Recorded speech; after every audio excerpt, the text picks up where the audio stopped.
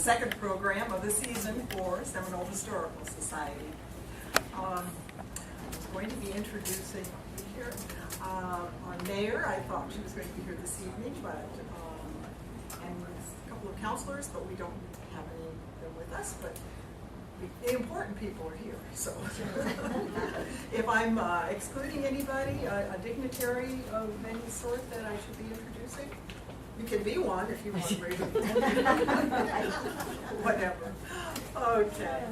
Before our presentation this evening, I want to give you a few updates.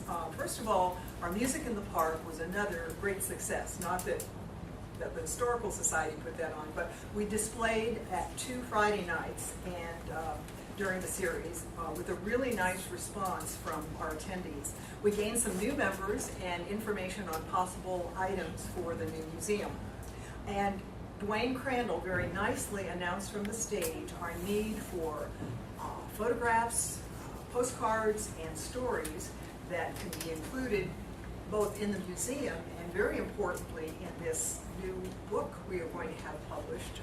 I was hoping Jim might be here tonight. He may come in a little later. Jim Schnur, whom I know most of you are familiar with, he just finished a book on Madeira Beach, and he has told us, if you haven't been to another meeting where we mentioned this, if we have at least 200 photos that have not been published in another book, and naturally the Seminole area or landmarks and whatever, then the book is a definite go. So it's up to really all of us as residents to dig around and find those photos. Marilyn, I'm looking at you. Those shoe boxes, get them out and start going through them, because I think you'll be probably amazed at the things that you'll find, and it'll be a good journey into the past. So anyway, he announced it from the stage, which was great because there was over 1,000 people, that it was a captive audience. So they know to be on the lookout for all of this also. The museum, now the date for completion is the end of January, and our city manager, Frank Edmonds, spoke to our board a couple of weeks ago, and we hope to do a walkthrough once the interior walls are up, and he's thinking that will probably be within the next month. So it's exciting times and a lot for us to look forward to, and something that we're all going to be and feel extremely, extremely proud of. If you were here, how many of you were here last month to hear Von Sue speak on the Bellevue Fillmore? Okay, good, quite a few of you, very good. And you know how we very spontaneously there signed a petition, and she spoke about the meeting that was coming up. Well, the meeting I think was that next week, and Ruth Davies and Mary Heege and Celeste Horn and myself went to this. I'm not sure why they called it a preservation board meeting. We were questioning that at the end. Okay, preservation board, all right.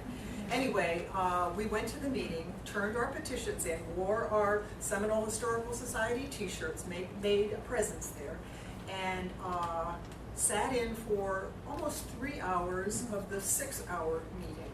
We did want to speak, but speaking came after the 6 hours, and it was just not a way that we were prepared to do that. So, and actually by the time we saw the owner develop, I guess whoever represented the developer, when we saw him come up, or her, right, there were several of them, they gave presentations, engineers and whatever, saying how the hotel has just languished and it's, has to be torn down, it can't be saved, yada yada.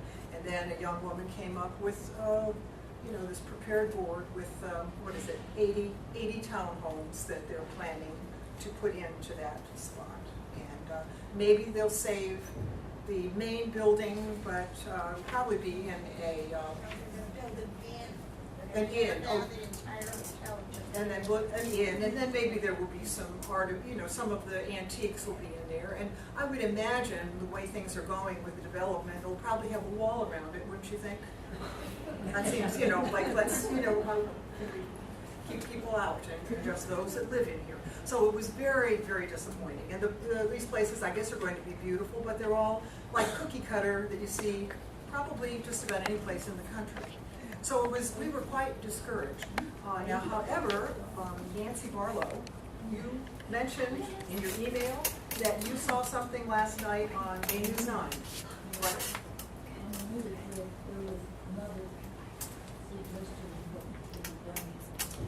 Okay, so it's possible that it isn't totally a done deal, and we have some thoughts of some people, really high-powered, big-time people. You know, I said, does anybody know Bill Gates? I mentioned that last, which was not too far out, because what did we read in the paper the next day?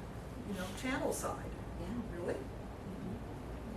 There's there are possibilities. So yes, Ruth. Daryl Hall is coming to Clearwater. He's going to be at Ruth Edgar Hall in December. Oh. And she's already contacted his agent. And he restores old buildings. Yes. So this is there's hope. There's There's Hall & Oates and Hall & Oates, right? Yeah. What generation my phone? Okay. Anyway, this man, more money than and he restores buildings, and he'll be here in December. Is that right? In December. All the tickets were sold out within an hour. Wonderful. And that's one of his things that he does: restores places and historic places. So that's fabulous. I know she had sent me a bunch of information, and I had not followed up on that, but that's great. So that's wonderful.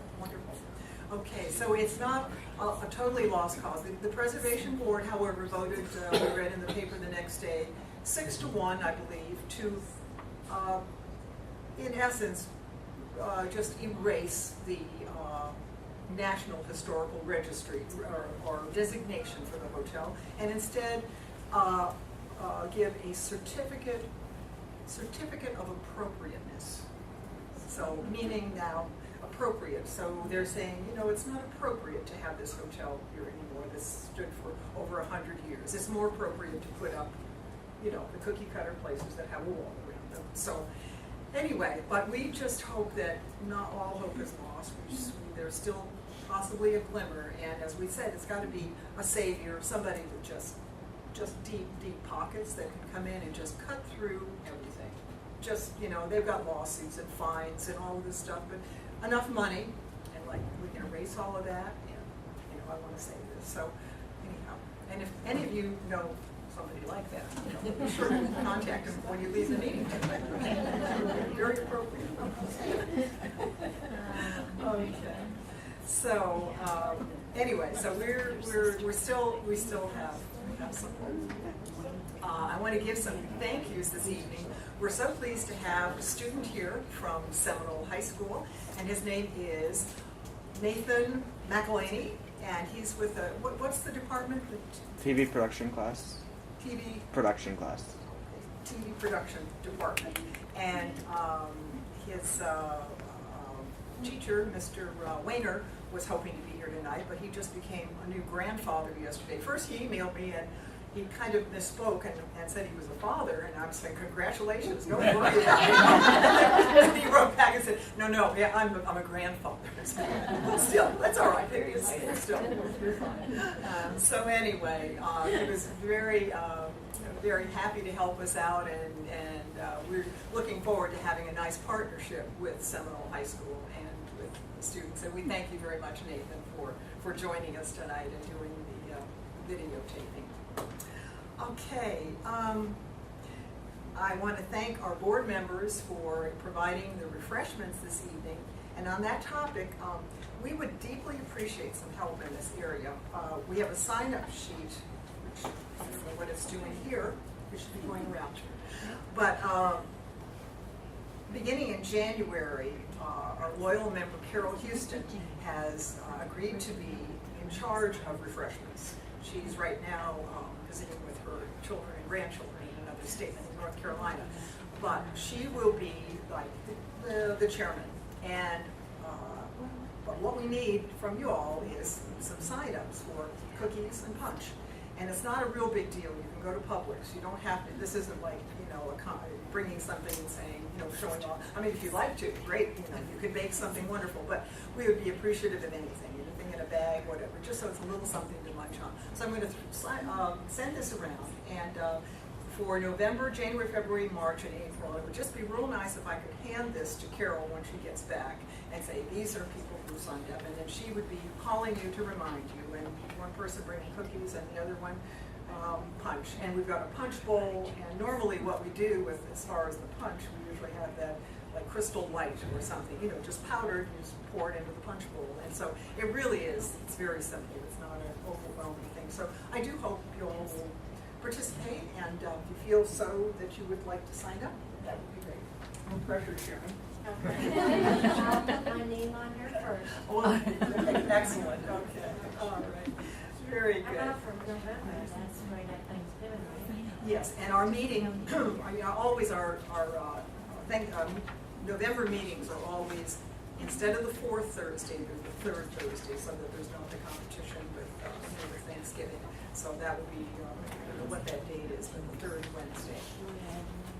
And, okay, now we also, I don't have a paper for this, I forgot to tell Celeste on this, but we would like to, probably we can do this next time, but be thinking about how you might be able to help us as a volunteer.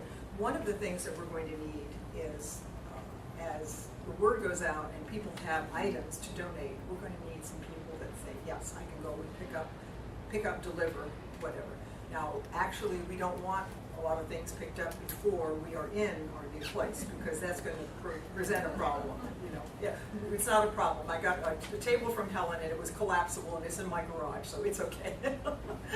And but we're going to really be most appreciative of any items that can be picked up. And one of the nice things at the Music in the Park, one of our members who has not been able to come that often, one of our younger members, he said, oh, I've got a pickup truck, and I'm available during the day. He said, I would love to do that now. So his name is Wes Ham. If any of you know him, tell him thank you. Okay. So anyway, if there's any way that you can help us, and then of course when the museum is in actuality, we will need volunteers who can actually be trained to be docents in the museum. And we don't yet know how many days a week we will be open. It won't be, 9 to 5 every day.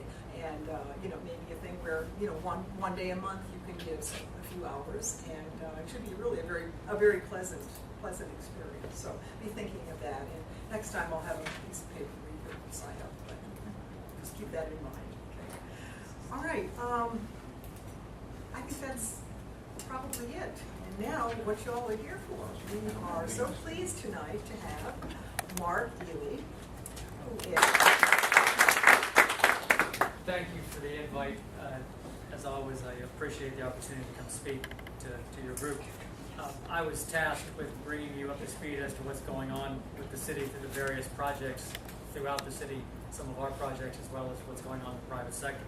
So I'm just going to start on a list and go down, and at the end, if you have any questions, please feel free to ask me. One of the projects we have going on, if you are at Park and Starkey, you can see the 2-story medical office that's going up. I believe the doctor's name is Dr. Rassani. He's out of Clearwater. He's opening another office down on that corner. That's a $1 million plus project, 2 stories, 10,000 square feet with a full rehab center on the first floor, doctor's offices. It's going to be a class building. They're starting to put the glass in on the building. It's a different kind of architecture. It's very upscale. It's going to be well landscaped. He wanted to orient the building towards the street so we could put the parking in the back, so we could have all the glass. Where are you talking about? Park and Starkey, ma'am, across from the McDonald's on Park and Starkey. It's a brand new construction on the southwest corner. It's going up. It used to be an old Sunoco gas station, and that's where that doctor's office is. And the way he's got his building pushed is so he can have all that glass on the front, and then that's actually the back of the building, believe it or not. The front of the building with even more glass faces the condominiums. And when we did that land use zoning base, we had to convince the condo owners they're going to fix the wall that abuts the condominium, so they're going to get a new wall. So it's going to be all really cleaned up, cross-access into property resource management to the south. So it's going to be closing some curb cuts that the county wanted closed because it was an old gas station, clean up the tanks, the whole 9 yards. So it's we're looking forward to it to be a really, really good project when it gets finished. Down behind or to the west of the Methodist Church on Seminole and 54th is a 23-lot subdivision that was started in the boom in the world was never going to end for real estate development. That project went into bankruptcy. About 5 houses got built into 23. Now KB Homes bought that subdivision, and they pulled 8 or 9 building permits. They're building homes. Those homes are selling for $325,000 to $400,000+. They're going to be sold out in a year. It's amazing how fast that is. Speaking of KB Homes, as you all know, the Orange Blossom Groves property is going to City Council on second and final reading for a land use and zoning change and a development agreement next Tuesday.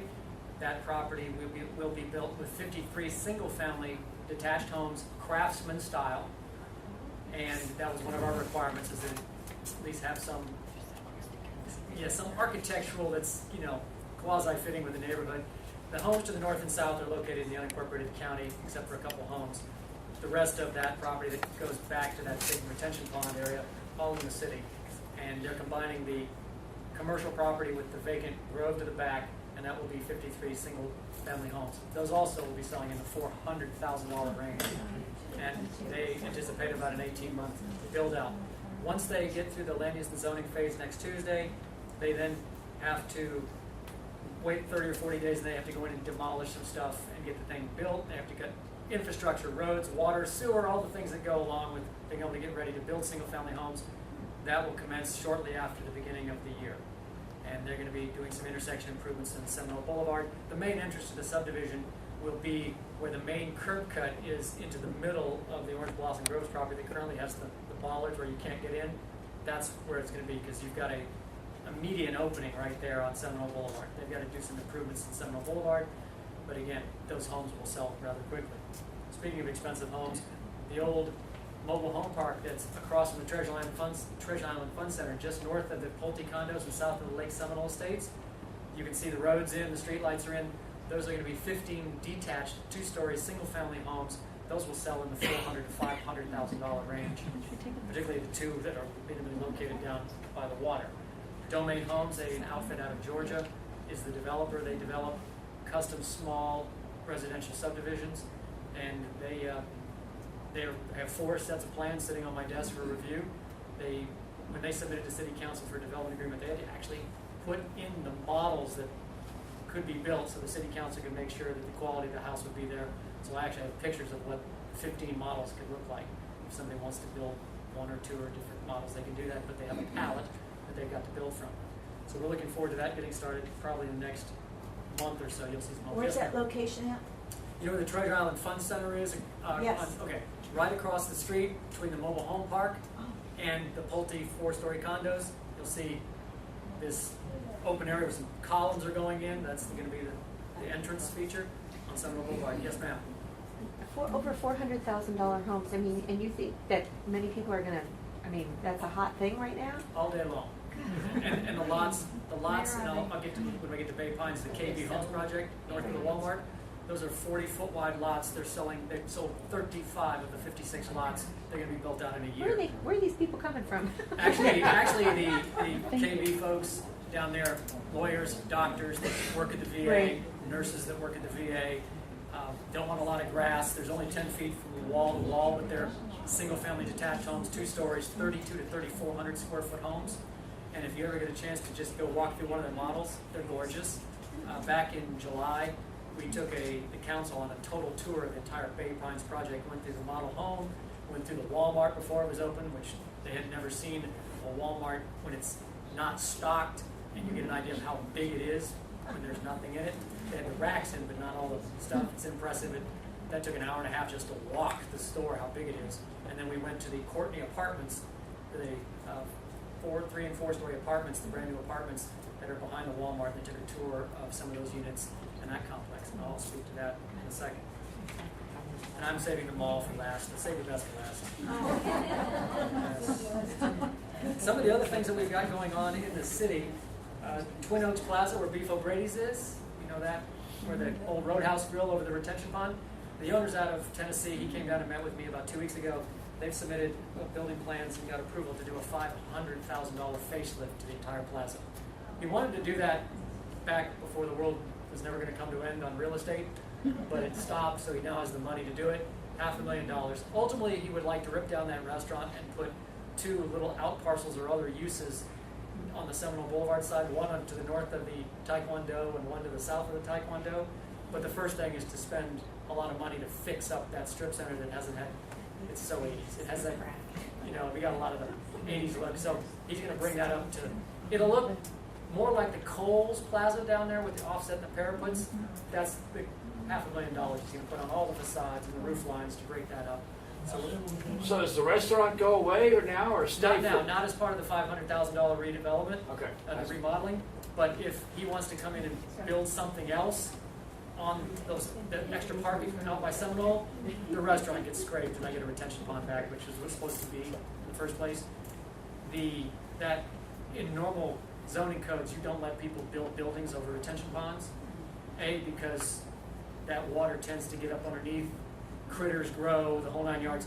But that was done back in the strong mayor form of days, back in the 80s, where, what's the problem? Just put a restaurant on top of a retention pond. They don't let you do that anymore for the water quality issue. So eventually I'll get a pond back with a fountain and an aerator, and the lilies and the rats and stuff will go away. Yes, ma'am. Will that encompass that corner there that's had a fence around it forever? No, that property is owned by Richard Allen, Mr. Allen out of Pinellas Park. From what I understand, he still has his long-term ground lease with Bank Atlantic. He signed that back before the war. Which corner are we on? I'm sorry, the old Shell gas station, northwest corner of Park and Seminole, that has the chain link fence around it. That's used to be a gas station and a car lot. That's owned by Richard Allen. Okay, we have to correct us. Did we lose somebody in there? I'll get to that on the mobile gas station across the street. That's to the south. Oh, I'm on the wrong corner. Okay. You're right, yes, northwest corner. Think northwest, behind chain link fence. Where All right. property is not a part of that. Yes, sir. The gym right there, that won't affect that gym moving, will it? No, I mean, well, what They effect? had a big problem there a couple days ago. Big piece of concrete fell out of the roof, on the roof. Yeah, what affects if the gym moves is when your lease is up, when they raise your rent, or if you can find a better place to go, and then the fitness wants to go. An exterior facade improvement does not disrupt the normal tenants in terms of, other than, you got to put some stucco and some.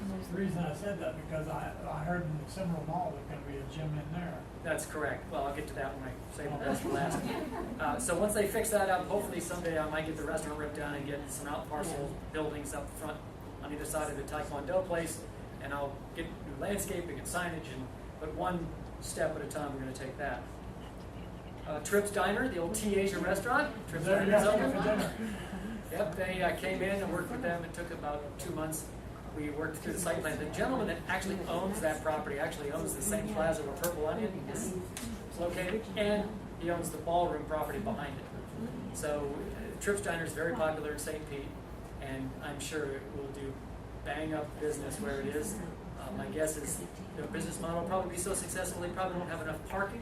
So they'll have to try to make a deal with Walgreens or the ballroom or something, but What's the big deal about Trips? Trips Diner is a breakfast/lunch retro kind of diner, and it's TRI, and Trips means triplets. That's the name after his children. Trips, I had Trips. So if you Google Trips, TRIP' Trips Diner on Google, you can pull down their menu. They have their menu, so you can get an idea of what they serve. We were there for lunch yesterday, but Yes, slammed. And in St. Pete, it's slammed all the time too. So that's the T Asia. Unfortunately, didn't make it. It was empty all the time. So this is a really good addition. It's open now? Yes, ma'am, it is. Trips Diner. Down the street, the Palace of the Orient Chinese restaurant is closed. Richard, the owner, has it up for sale. At one time, there was a thought of putting a Thornton's gas station there, but Pinellas County said, you're not putting a gas station on my lake that I'm spending tens of millions of dollars to clean up. That's not going to happen. So that went away, and now it's up for sale. It's zoned for commercial, so you can put a restaurant there, you can put any number of uses. They're actually the property they own out into the lake. It's like a square piece of property, but 1/3 of it's out in the lake, so you can't do anything with that. So we don't know what's up with that, other than Richard has the property up for sale, zoned commercial. They'll have to come in with a site plan if they want to do anything, and that's one of those things where you wait to see what the price is versus what they want to do, and so I don't know what's going to happen with that one. Mark, can they put a dock out there? If you can put a dock on Lake Seminole, you have to get permission from the Board of County Commissioners. In Pinellas County, no one no local government can issue a dock permit without there being an approval by the Board of County Commissioners, because they have a special act going back to the 1950s of the legislature that gives the county commission total control over all navigable waterways for the installation of structures. So it doesn't matter if it's in my city, you meet my zoning, take this up to the county, get your hall pass, and then come back to build. They determine how all that works. And Lake Seminole is an outstanding Florida waterway. It's an impaired waterway, and that's why you see those little buildings with the ponds going around the lake. That's kidney dialysis for the lake. They have their treatment before it goes in. They're going to be spending somewhere between $20 and $40 million to ultimately, it was supposed to start in May and then this December, and they don't know when, to dredge 800,000 cubic yards of muck out of the lake, dewater it, and then truck the dirt out somewhere because it'll be loaded with fertilizer, and I'm sure some farmers would love to have that dirt, or contractors once they dewater it. So that process, they have it out to bid, and they're going to eventually award the bid, and then you'll see barges in the lake sucking the muck out to the northern part of the park, dewater it, and then they'll do what they've got to do and clean up the lake. Does that mean lowering the? No, they remember they lowered the lake? Okay, they did that, and they planted, that was to plant some grass around the plants. This, they don't have to lower the lake. They just got to get the big pipe on the barge and just start vacuuming up the bottom of all that muck. I mean, the lake is only about 4.5 feet deep, so you fall out, your bigger problem would be getting stuck in the mud and not being able to get out. not drowning. If you fall in the lake and you're flopping around, somebody's going to tell you stand up. It's not a deep lake. That's part of the thing. Hopefully, when they get rid of that muck, it might create some more depth to get some more water in there, to get some more critters that actually, other than the alligators and the moccasins. Is the north end of the lake the same? I don't know if probably not. When you go north of 102nd Avenue, I don't know if it is as impaired, and I don't know the extent of the dredging. I know they're going to start, obviously, at Park Boulevard and go north. I just don't know how far north they're going to go with that project. Yes, ma'am? Is anybody doing anything to work with the landowners around to reduce this fertilizer going in? Well, as you all know, Pinellas County passed an ordinance that is in effect countywide that says that during certain times of the year, you're not allowed in Pinellas County to buy fertilizer, and that fertilizer that you do use has to be slow release. So there is a countywide ordinance in that effect. The issue is the vast majority of Pinellas County was built before the Clean Water Act, before you had to have retention ponds to hold stormwater. And we have this road called Ridge Road, which means it's the high point, and water rolls downhill, and the lake is the bottom. And of course, Pinellas Park is the bowl, so before they used to fix the drainage there, you took your life in your own hands when you were going down Park Boulevard during a rainstorm. It's not like that anymore.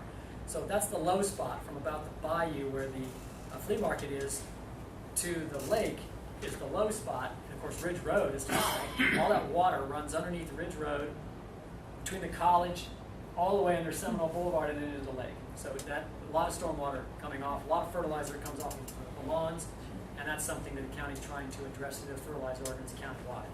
So that's just something that cleaning up the water drainage was the last portion of the Clean Water Act that was never implemented by the federal government, and it's rolled downhill. Yes, ma'am? Just curious, for the people that live around there, when they suck all that out of the bottom, the alligators and the other things, does it affect their movement onto land? Critter displacement. It's a good question. And obviously, when you have that, the issue would be, how many critters come in the pipe and get blown out the end of the pipe. That could get somebody's attention if you're on the barge. But I don't know what the wildlife management program is for that portion of it. That's a good question. Obviously, when you do something, the critters tend to go away from that area. Yes, sir. Bring him to Moni's house. Yeah. Barbecue those suckers. Bells and gator nuggets is a beautiful thing. We have nothing on the Hutchison site yet, behind the Home Depot. That is still land use and zone for condos and townhomes. The gentleman that owns it still out of Louisiana. He has it for sale for $6.75 million for that 20 acres, and that you could put 200 plus units there. So we'll see when that happens. Unfortunately, they put a lot of the water lines and sewer lines in the ground before the world was never going to come to an end. And you have a landfill there basically, so unless you want to dig it all out or build around it, that's gonna be one of those things where if somebody buys it, they know what they're getting themselves into. But we don't have any new plans for that property. Just to the north of the Hutchison site are the Bayou Grand Townhomes. They've got about 2 building pads left to finish that 64-unit project out. The homeowners are happy because they get more homeowners, which means you can spread your dues out over 64 units instead of the 30 they got built. So we're trying to work with them during construction. Of course, when you're in a development, it's not as pleasant as when it's finished, but they're seeing light at the end of the tunnel on that. We're looking forward to helping them get out of that. Yes, Just had a ma'am. question on the property. Is there any chance, we know what was in the works some years ago about the city wanting to put in, make an exhibition Yeah, we on wanted- the property and actually Yeah. put in a bid? The point is, we got a Preservation 2000 grant, a land buying grant. We got a grant to buy that property, so it wasn't gonna cost the city anything. We got a grant for $2 million. Mrs. Hutchison did want to sell the property, and that's when the boom started. And the kids came in and said, "We love you to death, Mom, but we have an offer for $13 million. You're leaving $11 million on the table. We're not going to let you do that. That's not sound." And she moved off the property, went to Chiefland, and they sold the property to the developers for $13 million. And then it went into bankruptcy, foreclosure, and then, believe it or not, the guy in Louisiana bought it for $2 million from the bank. The bank took a $13 million hit. So the gentleman wants $6.7 million. In order for us to buy that property, we have to get a grant for $6.7 million. So if Amendment 1 passes, where back in the 90s and 2000, when they would put money aside to buy land, and then of course they didn't want to raise taxes, so they raided the trust fund, took that money instead of buying land for the budget. Some folks got enough signatures signed to basically say, okay, we're going to put this to the voters to see whether or not we're going to take a percentage of the dock stamps, which are paid by people who do real estate transactions, to say this money can only be used for buying preservation land. Since you guys, we gave you money and you didn't buy it, you balance your budget, and we get that, but here's what's going on. That, on the 4th, is called Amendment 1, for folks to vote on that issue. If it passes, there's going to be a lot of money to buy a lot of land for preservation purposes. But to answer your question, the city would not, on its own, spend $6.7 million, the taxpayers' money, to buy that unless we could get a grant to do it. Let's see. Across from the Chinese restaurant, Catty Corner, you can see where they're doing the land work. That's going to be the waterfront park, city's waterfront park. Tuesday the 28th, next Tuesday, the council has a workshop after their regular meeting. They're presenting the concept plan for the future waterfront park. And if you all want to watch the meeting or after the meeting, ask for a copy of the 11 by 17 concept plan. It shows the trails and where the kayak pavilion will be in the parking and that kind of stuff. That will be presented to City Council next Tuesday. And that's moving forward.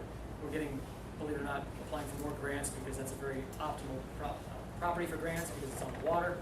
And we're hopeful that at the end of the day, we'll be able to get this thing built fairly quickly and open for the public. So, yes, ma'am. Will there be fees for, putting your boat in and stuff? Not boat, you mean a kayak? Kayaks and canoes? Yeah, don't know yet. Don't know how they're gonna run the kayak concession, if it's gonna be city run or if we issue a concession to someone for storage. Obviously, a lot of people have their own kayak, they put it on top of their car, but that's too early to tell. They may address that tomorrow night, or they may just get to the point where they say, all right, where are we gonna put the bathrooms, where are we gonna put the horseshoe pits, where are we gonna, I mean, you gotta figure out what goes where, playgrounds for the kids, parking, all that good stuff. So that's Tuesday, yes, sir. Isn't that where you want to put the Lurie grant? Actually, yes, but there's plenty of room.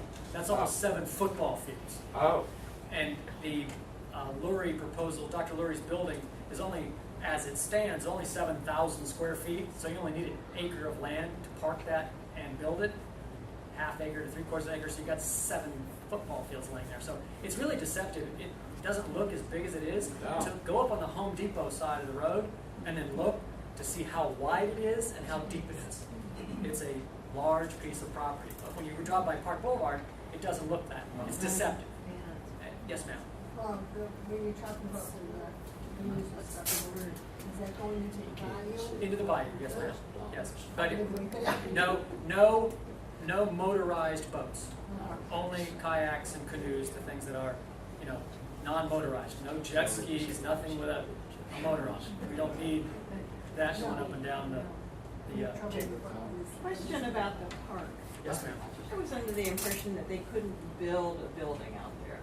Couldn't build a building. Out there, when Jesse's Landing was sinking. Oh, well, yeah, there's the reason Jesse's Landing Restaurant was down by the water. Because the landfill is closer up towards the Home Depot side. Okay. What you can do when you build a commercial building is you can use pilings. The problem was they wanted to build townhomes, and nobody's gonna buy a townhome. Well, trust me, yeah, you're on pilings, and that's not how that works. The least amount of debris is up by the park, at the northwest corner by Park and the Home Depot light. That's where any building would go. The most of the debris is in the middle of the site towards the water. And that's why Jesse's Landing was on pilings, basically down by the water. Yes, sir. So while we're there, what's the Lurie concept and what's the reality? Well, obviously Dr. Lurie's made a proposal of $500,000, and the question becomes, what can you build for $500,000? Can you build it? You cannot build a 7,000 square foot building for $500,000. Well, let me back up. You can, you just can't get what you want. Okay? So they're either going to have to go on a good fundraising campaign to raise the difference, or they're going to have to scale back the plans. But that's all up to them to determine what they want to do on the scale with the money they have and the time frame they have. Who's they? Dr. Lurie and the social clubs, the Kiwanis, the Rotaries, all the folks, the Knights of Columbus, whoever want to, Women's clubs. Women's Club, all the folks that want to get together to use that stuff, that building, and the Chamber of Commerce, well, that would be the headquarters for the Chamber and space for the community organizations. They've got to figure out, okay, Dr. Lurie's offering $500,000. How long would it take us to fundraise based on a proposal to build what we want to build to be able to make that match? Obviously, the dirt cost is nothing because it's the city-owned dirt, so that's typically a very expensive portion of a building project. They don't have that to worry about. Yes, sir? Last year, you mentioned how the Walmart would have to be compatible with Bay Pines Hospital. Today, when I drove by, they're already building a building between Walmart and Bay Pines Boulevard. Yes, What sir. is that going to be, and what is that? Good segue, because this is next on the list, Bay Pines project. As you all know, there were 330 apartment units have been built. They're the Courtney of Bay Pines, and that's a $24 million project. It's fully built, and they're at 90+% leased out. The interesting thing about that project is it started during the recession, towards the end of the recession, 2012-ish. Had you tried to build that today, you could not, because it's all block, it's not wood, and it's stucco, and it's got barrel tile roofs. Because they started early, we got a really nice product. If you've never been down to the Courtney, you ought to see they've got in the hallways plasma TVs that have notices that they put up for the residents. They've got a full fitness center. They've got a computer room that's the size, actually probably these two together, that has one side is all Apple computers, the other are the Windows-based computers. They've got treadmills with TVs on them, and I mean it's an unbelievably upscale fireplace in the clubhouse, pool tables, and their units range from like 600 square feet to 1,350, and they rent starts at like 900 and goes up to whatever, and they're 90% full. It's just it's an unbelievably, the pool out by the clubhouse has 3 gas grills, fireplaces, we took a tour and they were like, oh yeah, we can't afford to live there. But somebody's got money, the doctors and nurses and the pharmacists across the VA. The COVID Bay Pines, the homes north of Walmart, 56 lots. They sold 35 of them. They have 32 homes under construction. They'll be built out in probably about another year. Just north of the KB Homes is a black chain link fence around a vacant lot. That's a future fire station site for that area, because the nearest fire station is Station 29 on 113th Street. So one of these days, when the county and the city have enough money, they'll build a 1-bay Mediterranean Revival fire station. So we're looking forward to that. There's the Walmart, almost 200,000 square feet. That is open. It's the most expensive Walmart that the guy that's ever built. He said normally they're $5.5 million. It's an $8 million Walmart because we made it look Mediterranean Revival, and they made them put about $750,000 extra landscaping into the project to make it look the way it had to match everything. It's doing really, really well. And the manager left. All the folks that came out of the one by Park Tyrone area all moved over, and he's got the Starship Enterprise. It's the prize Walmart in Florida. It's the first Mediterranean Revival Walmart in the state of Florida. They are using that as a prototype to build one down in Estero, Coconut Point, down in that area, because all of Estero is Mediterranean Revival. So I was looking the other day and I saw our plans going down there. We've already got them built. So we're looking forward to that being successful over a very long term. Now, south of the Walmart, you'll see on the corner they're starting to build something. That is a Texas Roadhouse Steakhouse, Mediterranean Revival. It only took 4 meetings that you cannot use the metal roof, the wooden planks on the porch, and putting the Texas flag and the American flag on top of your metal roof. You're going to have to do Mediterranean Revival. Mark, Mark, what's this location? Texas Roadhouse. If you go 100th Way in Bay Pines Boulevard, you'll see them putting the slab and the steel up today. It's on the northwest corner. Trust me, you can't miss it. If you go down northwest corner of Bay Pines and 100th Way. Okay, What is that building that, we're supposed to get ready to open up next weekend? what's next to it? Yeah, there's a single building there between the motel and the McDonald's and the Publix. It's a single building standing there all at once. You know, I've had questions, and that's in the city of Madeira Beach. And I've asked my fire marshal, is it a drugstore or what is it? And I haven't gotten an answer on that one yet. That is the oldest Publix, was the oldest Publix in their chain, opened in 1957. And the reason it's up so high, it's in the floodplain, so they had to get it up higher for that. Yes, sir. Is the St. Pete College Marine Research part of Seminole? It is in the city limits of the city of Seminole. However, colleges are treated as local governments.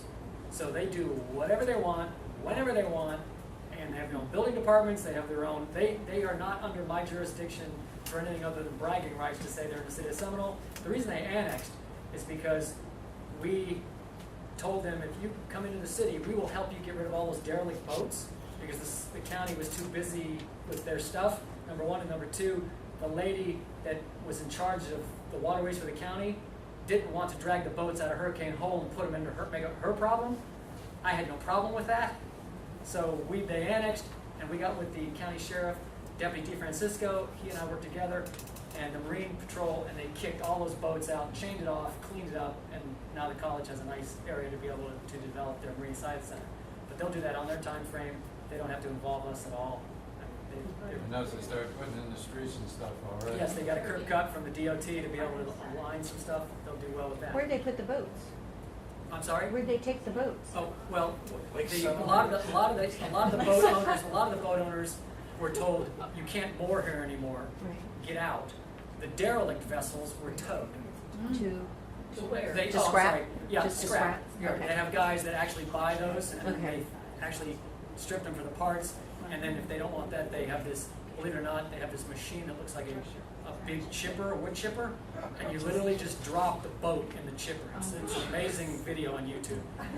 Next to the Texas Roadhouse, we'll be going, we hope, they told us, they haven't signed the lease yet, but they're close, is a Free Pie Wednesday. Village Inn.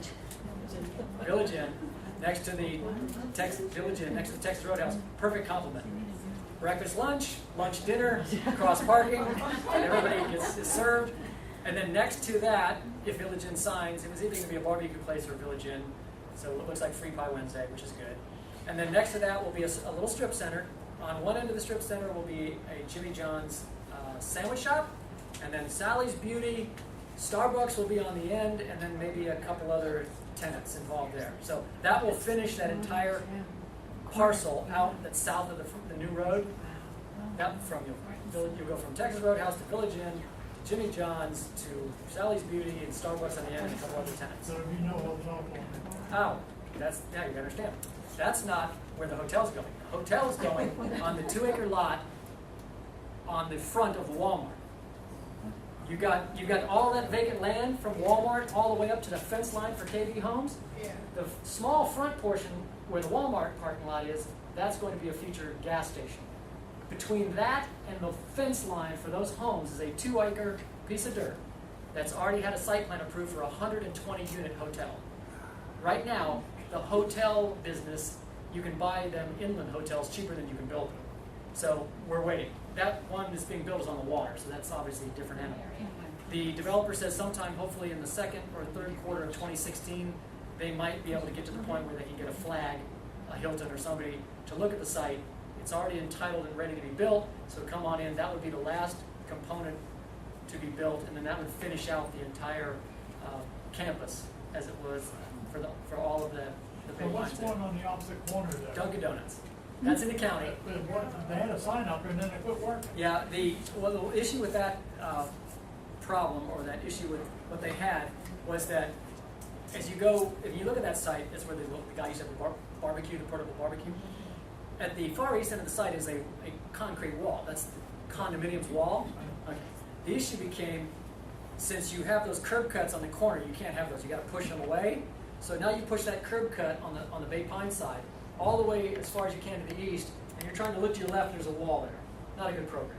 So the developer's got to go cut a deal with the condominiums to get them to either lower the wall, make it transparent, do whatever, or convince the DOT that they can do something safely for somebody to be able to not get creamed when traffic's heading westbound.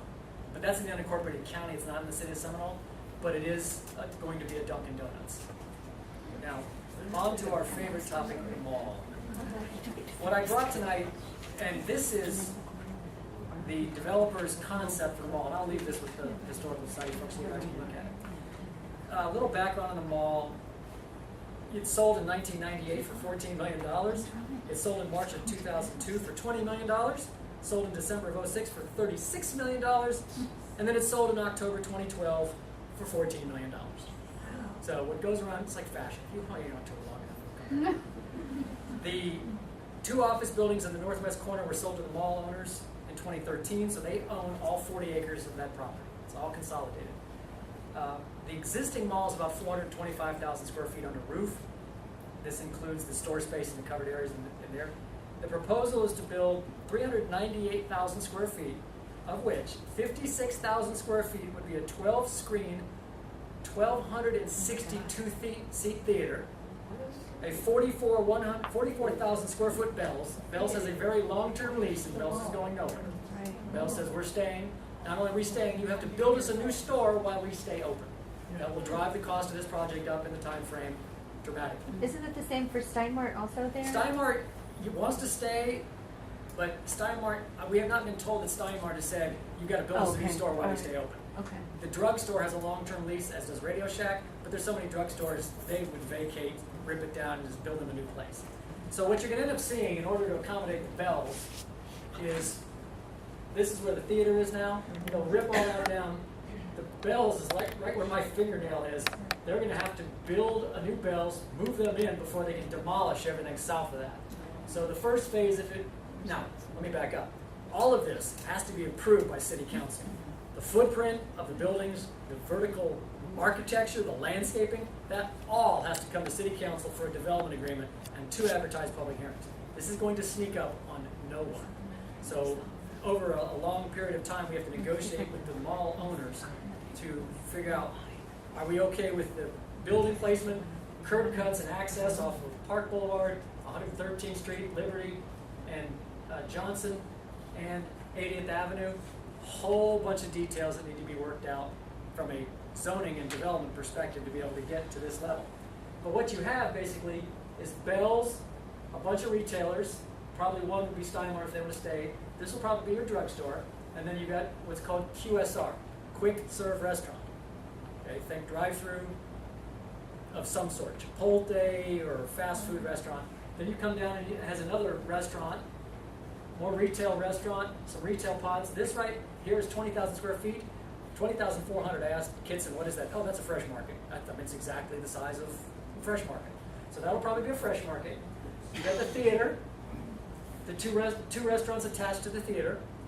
One's 4,000, one's 6,000. A retail fitness center, 37,000 square feet. That was what you talked about.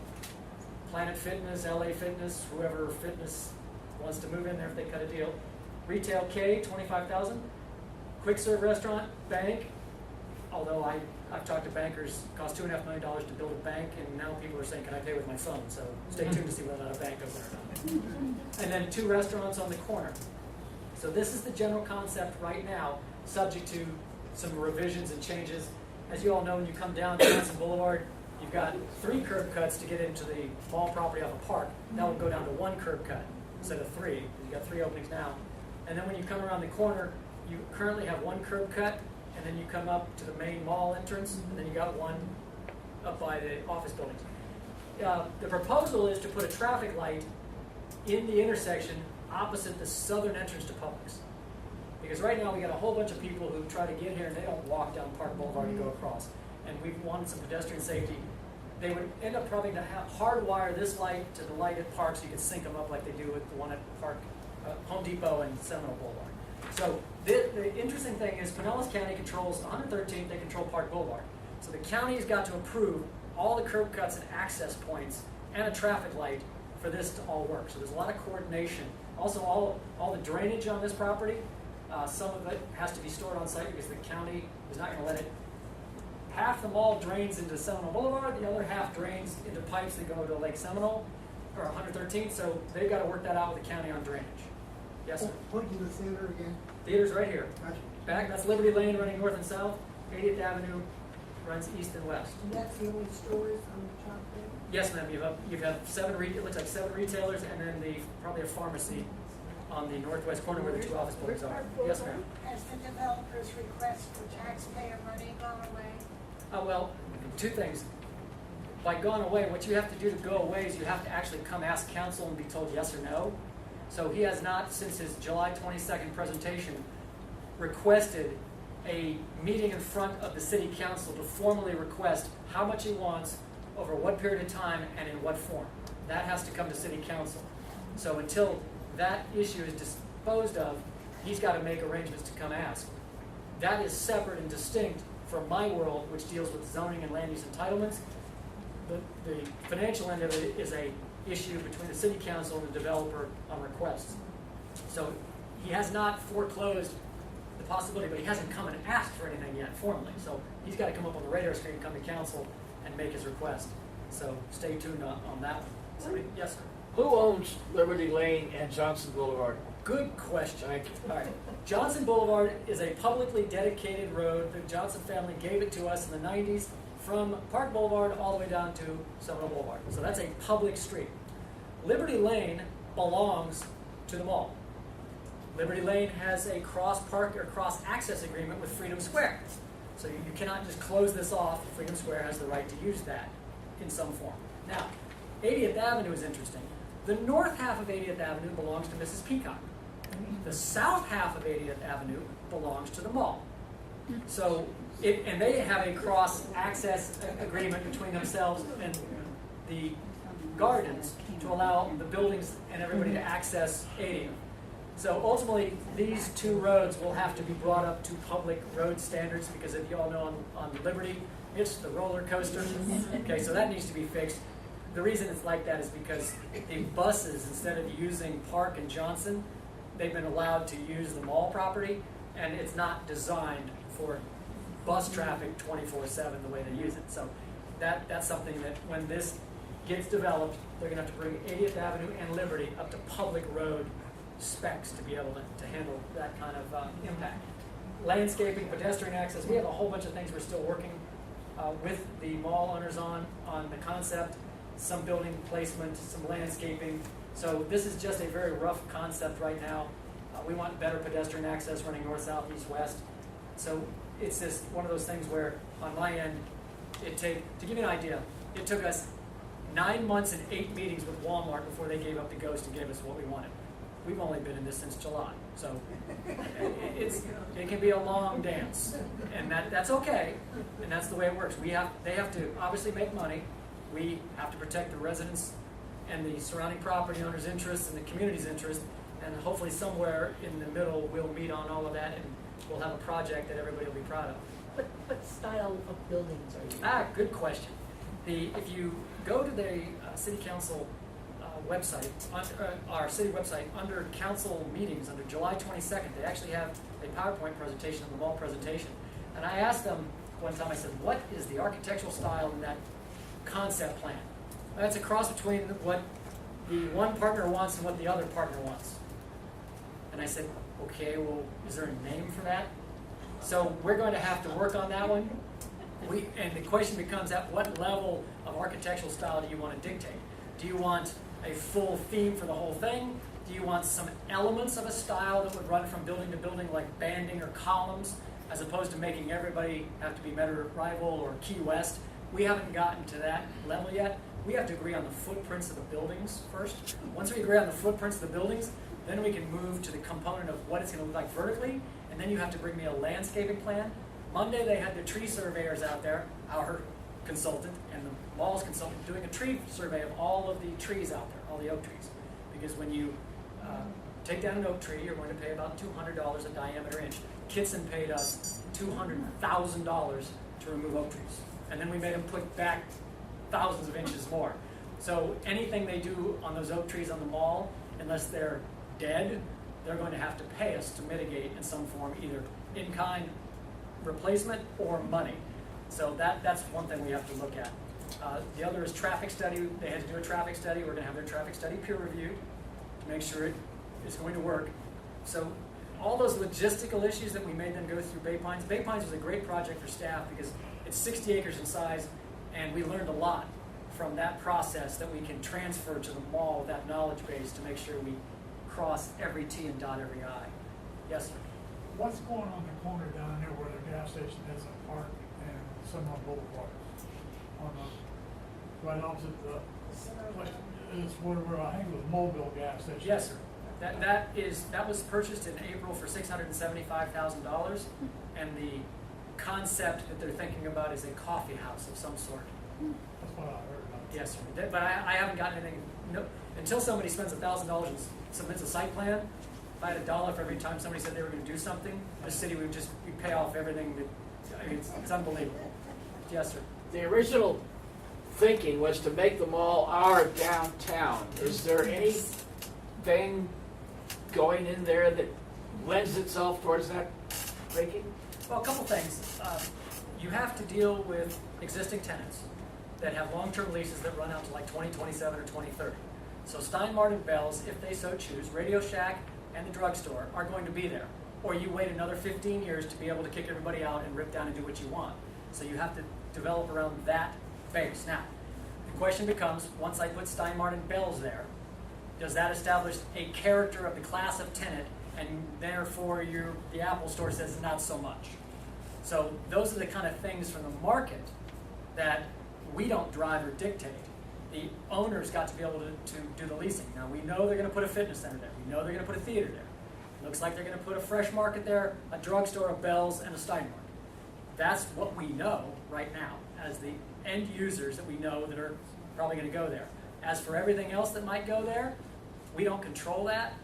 As for the geometry of the site, we would love to have a downtown Dunedin or a Wiregrass Ranch. They don't do lifestyle centers, okay? They don't like it when we call it, but they do parkside malls. That's their, and we don't want a parkside mall. We have this huge parking field in the middle. So we've got to come up with some sort of compromise that gives us a little what we want, gives them some what they want, because if it craters, it will sit for another 15 years. Because believe it or not, because they only paid $14 million for that mall, and before Kmart left, that thing was throwing off net income of $1.1 million on a $14 million investment. Where can you get 8% on your money in this market? So even with Kmart gone, they're not losing money, they're losing potential profit, but they're not losing money. So they've got their dog's got some hair on it they got to work on. So we're going to try to work with them and make it look pretty, be landscaped, and try to come up with something that everybody can come to some sort of consensus on. Yes, sir. McDonald's on the boulevard and Home Depot, east of McDonald's, south of Home Depot, there's that big piece of property they cleaned out a couple of years ago. It used to have cows and everything on it. It goes all the way down to the water. Yes. What's happened there? Someday that's going to be multifamily condos or townhomes. It is. Yes. There's a rumor it's going to be a nice park. No, it was at one time in the early 2000s, Oh. but not now. Yes, sir. Back on the mall, northwest corner. Are those buildings going away? Yes, sir. Or are they? Oh, they are. Yes, sir. They're going to go bye-bye. They were built in the 70s, and they need to go to a better place. Yes, ma'am. the back of the theater will be towards Freedom? Are Yes, they the gonna back- have an issue with? Yeah, well, the back of the theater does face Liberty Lane. Yes. And what we're going to have to do, like we do on any large development, no back of building. When you drive over the overpass towards the Walmart, you'll see they have the articulated back of the building with the arches. They don't have that nasty 1,000-foot long just wall. We will make them, require them to break up the back of that wall with some sort of architectural treatment or decoration to be able to make it look like you're not looking at just a blank wall. So that's something we've got to design. When we do those kind of things, when you will drive around that parking lot, you will see no back of building. On some shopping centers, if you have the big massive buildings in the back and what they call the out parcels up front, if you drive behind those out parcels, you'll see all the electrical meters and the electrical boxes.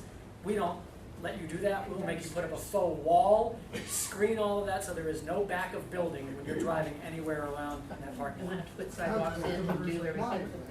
No, what by no back of building means this wall will not have all the electrical meters on it, it'll just have a wall up.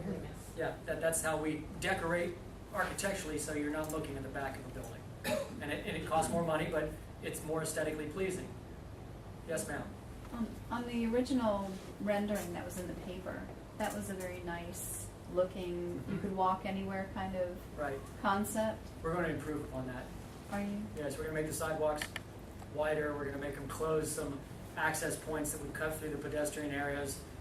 More, for example, they have some areas that are 15 and 20 feet wide, and they have a sidewalk like right in the middle. So like push the sidewalk over towards the 6-inch curb, so I have 15 feet of grass with trees to play with, as opposed to having 7 feet on either side. So we have some things we need to work with them. And because if you drive to the Clearwater Mall, if you drive through the parking lot, they have a 6-inch raised curb around all their landscaping around it. So you can put a sidewalk on the back of a 6-inch curb. You can't put a sidewalk right on the back of a valley curb because somebody comes over and clips you. So we've got some flexibility to improve the pedestrian and landscaping. Yes, Will ma'am? that be wheelchair accessible as well? Oh, everything has to meet the ADA. Okay. You can't, that, 1992, July 1992, any new development's got to meet the Americans with Disabilities Act. Everything will be totally accessible. Yes, But I sir? meant, where are the tractor trailers going to back in to deliver supplies to people? Oh, well, yeah, if you look at the concept plan, you've got this area here, Okay, and then behind, you've got Liberty Lane, yeah, and then okay. you've got behind here. All of these places will have access points. This actually has a back-in truck well like the Aldi's. Yeah. So everything is going to have the ability to have access. One of the things that you can't see on this nice color rendering, what I do when I see something like this, is I said, pull off the foo-foo and send me just the footprints in the parking lot. And once I get that, then that's where I say, okay, your dumpster enclosures that you have right out on the street, they're going behind the building because they're buried in the landscaping where I can't see them. So I've been in the game long enough, pull this all off, show me where everything is. So they're going to have to move a whole bunch of dumpster enclosures off of the main drag and get them back behind the buildings. I mean, that's cheesy. You're going to have nice landscaping, you're going to have a dumpster enclosure there, right on Johnson or a park or on 113. That's not going to happen. Any other questions? Yes, ma'am. Would there be an opportunity for some community feedback? Oh, sure. A couple things. What we'd like to see there? Yeah, the public participation process, a couple things. Dale Johnson's the director of development. She's a nice lady. Whenever I get emails or calls as to what people want to put in the mall, I refer to her so she can put a database together of what the requests are for the community. At a minimum, this thing has to have 2 advertised public hearings in front of City Council to approve a development agreement. So this is not going to sneak up on anybody. Now, we don't require, but the mall owners would be smart, if they were going to hold some sort of compatibility meeting. If they were wise, and we can't make them do this, they would hold a meeting with the Gardens and they would hold a meeting with the Freedom Square folks. Those are going to be their neighbors. And obviously, if they hold that kind of meeting, it'd probably open to the general public. So at a minimum, on our end, 2 required advertised public hearings. There will be a council workshop. Once staff fleshes out something we think we can support, we have to have a workshop with City Council to make a presentation to give them our briefing. That will be open to the public as well to watch that briefing on TV or live. So you have at least 1 workshop, 2 advertised public hearings with the City Council, and whatever else the developer wants to do in the community to try to solidify some support for his project. And the way it works on the phasing, because you have to keep people open while you build other people's stuff, it's not like down in Bay Pines where you scrape everything and in 2 years you're almost finished with everything. It's going to take them a while to do that. Now we are going to require that they bury all the power lines, because you got power lines along the park and 113th, they're all going underground. So we're not going to have poles and stuff like that. So, and beefed up landscaping, pedestrian friendly, accessible, and hopefully architecturally something the council can agree on and on the building footprints. And then at that point, it's just a matter of them having to work around the existing water lines and sewer lines on how you just can't, the water lines and sewer lines that service the project run between Bells and the theater. So they're going to have to think of going in for surgery for a bypass, and they have to keep your heart pumping while they're working on it. I mean, they're going to have to put this thing on bypass, so you have water and sewer to the existing part of the mall while you're demoing the theater, building Bells a new store. I mean, when you phase a project, it takes longer and it costs more. So that's the thing I have to keep everybody's mind on, is just because we approve something doesn't mean tomorrow they're going to get on it and it'll be done in a year. Yes, sir. That old Seminole Elementary School. Yes. It's the city of Seminole now? Yes, sir. It's been, What yes. are the plans for that building? Well, the Seminole Elementary just celebrated, or they came to council, their 100th anniversaries this year, 2015. The original school building that's on Park Boulevard, of course, the new one's behind it. Down what school there? They're not ripping it down. And at one time, they were talking about trying to have some sort of get together with every generation that's ever gone to the school or still alive, but that's going nowhere. It's a historical building, and the principal came in and made a presentation to city council on their 100th anniversary coming up. So it's not going to go anywhere. They still have their access on 70th, the primary access, and then they've got their little old school on the front. Yes, sir. They came to us being Seminole Kiwanis, almost a year ago, to help raise money to rehab it Restoration Hardware style, Right. so that everything was period restored. Sure. Whatever happened? No permit? Well, again, since school boards are treated like local governments, Oh. they have their own building officials and their own building permit process, I will never see any of that. They're like the college. I have no jurisdiction over Pinellas County school property or St. Pete College property. Okay. So whatever they do, whatever they fund, however they want to build it, their building official will issue that permit. Yes, ma'am. The committee that's planning going forward with the school is meeting on the first Monday of each month. And if you want to verify that, check with the school, which is fine. And then the meeting coming up on November. Right. So it looks like the school board itself, or the school, has a process for that project. Yes, Councilor. That anniversary is May the 2nd next year. It's a Saturday, and there will be an awful lot of partying. And the building itself is going to be improved in windows and roof and some other things to look more like what it was at the original design. But there will be, you'll see improvements there going on right now. They're starting to work on it. But So we'll try to keep you up to speed at council. The principal will keep us up to It's speed. not going anywhere. No. Any other questions? Yes, ma'am. I think everybody would want to know this, it's very important. You said that the buildings at Bay Pines all look. Mediterranean Revival. Yes. We're getting two coffee places that have their own distinctive styles. They don't have a choice. They're gonna have barrel tile roofs. How do you make a Starbucks that Yes. looks Mediterranean? You basically tell them, do you want to beat her or not? How do you tell somebody that uses golden arches that you're going to use a barrel tile roof? How do you tell a Texas steakhouse that uses a metal tin roof to put, do you want to be here or not?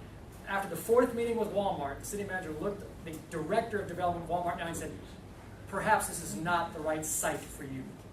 Because they kept throwing out their normal Walmart. And we just said, if you don't want to build it, somebody else will be here. So that's how that works. The other question relates to Katie Long. Yes, ma'am. What guarantees do you have that we won't go through what people have in the past with the drywall? Oh, with the Chinese drywall? Yeah.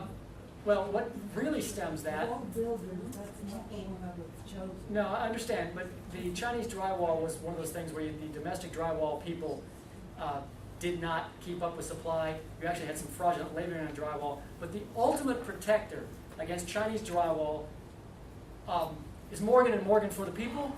Because when you're a publicly traded company, and after that nightmare that happened in Chinese drywall, we only had one building in the city of Seminole that had Chinese drywall. One of the townhomes at Bayou Grand behind Home Depot. One building had Chinese drywall. Everything else had normal drywall. So between tort lawyers and better import inspection and not having a massive irrational real estate boom where the supply couldn't keep up with demand, that will probably be one of the best things to keep that under control. But we don't regulate, as the Florida Building Code, if you use drywall that's rated and it's got a sticker on it, we don't say, no, you can't use that. You've got to do forensic testing on it because it came from China. We just don't have the authority to do that. But after what happened, just caveat, so, yeah. We don't have any say in that. So the people buying those KD homes could be subject to finding that they're out of thing. Well, a couple things probably happens in the sales contract. You're probably having to warrant for at least 5 or 6 years that this thing is going to be radon-free, asbestos-free, Chinese drywall-free now. I mean, some of the things that are built in, it's and Mediterranean Revival, that's locked in for at least 30 years, so that's not going to change. Yes, ma'am. So Mark, do you like your job? I've got my job. Seems like he does. Yes, ma'am.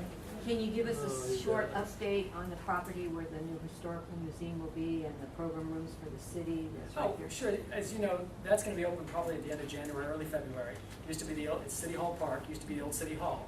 And it's almost a $2 million rehab. And we're looking forward to that to open. You're going to have a community event space you can rent out for weddings, etc. You have the Historical Society, some public works and recreation, staff storage. One of the offices could be used by the community policing officers. So we're looking forward to that opening up because we think that's going to be a really good asset for folks that want to come in and enjoy the City Hall Park and have a full catering kitchen and some amenities. So we're hoping that will be a good draw. Actually, because you can rent those facilities out, that will help defray some of the costs of the staff or the maintenance of the electric. And so that's a wise use of the taxpayers' money to put back into the community because everybody uses that park. And imagine when Music in the Park opens up and you've got that full kitchen and those facilities there to support that. So that we're looking forward to that. Yes, ma'am. The road across from Bay Heights, is it 101st that runs into another Walmart?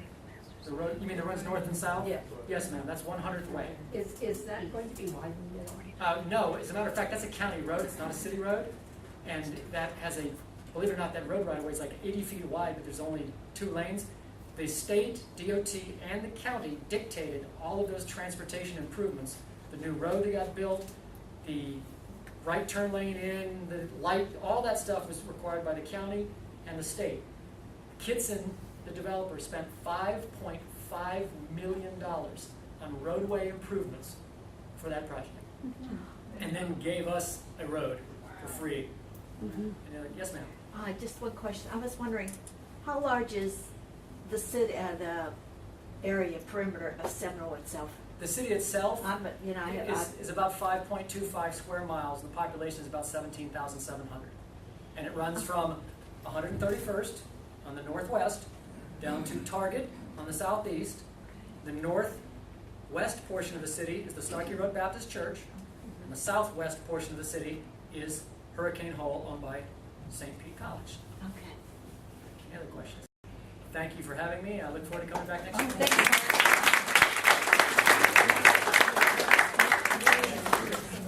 Excuse me, before we adjourn for refreshments, if you please remain seated. Marilyn Money, one of our founding members of our Historical Society, and whose father is everywhere, Mr. Jesse Johnson. She has a presentation that she would like to make to the society, I believe on behalf of Campbell cousins. the Campbell Which was cousins. my mother's family. Mom's family. Yeah. How many Campbell cousins are there? Do you have any idea? They're not, we have over reunion once a year, and the last year we had about 100 together, but of course we're more than that. So the Campbell's Cousins would like to present the Historical Society with a check for $2,500 to help when you build a new building, some of the things that we need in it there. Thank you.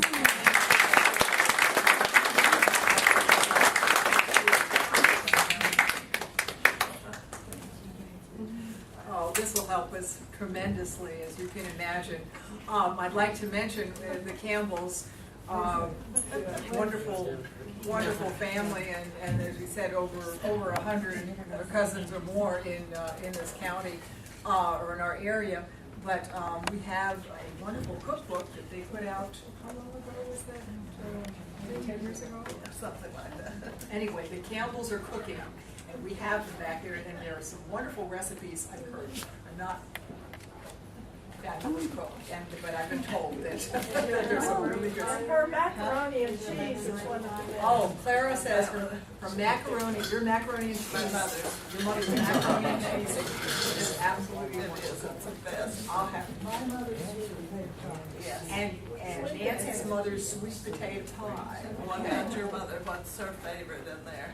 I think that one of the cakes with the icing baked on. Oh, yeah.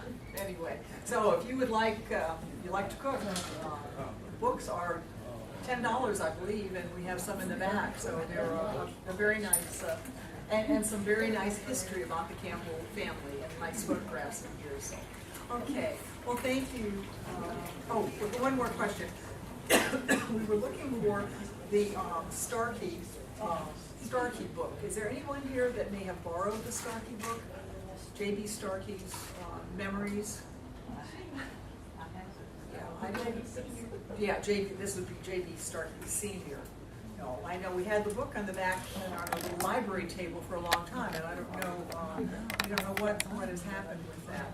And then another quick, Gene Money, who's here, Marilyn's husband, he's going to be speaking at our November meeting, so be sure and come to that, because he's going to have some wonderful, wonderful memories of Seminole as a long time resident, and it should be a wonderful program. So we look forward to that. And then, as we said, in January, we're going to have J.B. Starkey Jr., who will be presenting the program, telling us a lot of history. So, and thanks to Mary Eby here, who's a personal friend of his and his wife. So we appreciate that. Okay, any announcements anybody would like to make? We still have 30 minutes to eat. That's good. Okay, well, thank you so much, all of you, for coming, and we'll look forward to seeing you in November and hearing Gene speak.